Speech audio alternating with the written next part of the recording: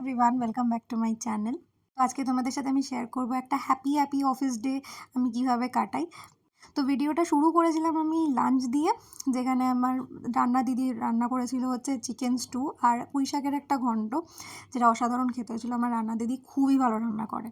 তারপর lunch complete করে আমি অফিসের জন্য রেডি হচ্ছিলাম, আর এই দিনকে আমি একদম খুব ভালো করে ফুরসাতে রেডি হয়েছি।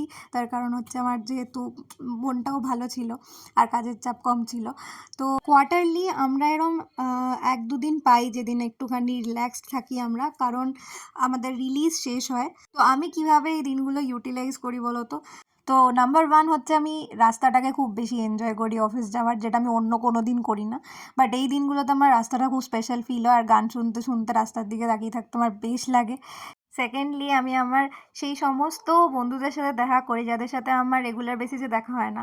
এদের মধ্যে এমন কিছু লোকজন আছে যারা আমার সাথে ছোটোবেলায় স্কুল থেকে একসাথে আমরা পড়াশোনা করেছি, আমরা একে অপরকে চিনি। আবার কিছু মানুষ আছে যারা একসাথে হয়তো প্রজেক্টে কাজ করেছে, কিন্তু পরবর্তীকালে তারা খুবই ভালো বন্ধু হয়ে গেছিলো। লাস্টলি, কফি বা চা নিয়ে আমি কোনো উঁচু বিল্ডিং থেকে সিনারিটাকে এনজয় করি। তো এই সমস্ত কিছু করার পরে আমি চলে গেছিলাম আমার বন্ধুদের সাথে দেখা করতে, কিন্তু আমি ওদেরকে ক্যামেরায় ক্যাপচার করিনি। বাট খুব তাড়াতাড়ি তোমরা সবাইকেই দেখতে পাবে। তো দেখা হচ্ছে পরের ভিডিওতে। প্লিজ সাবস্ক্রাইব করে দিও চ্যানেলটা। বাই।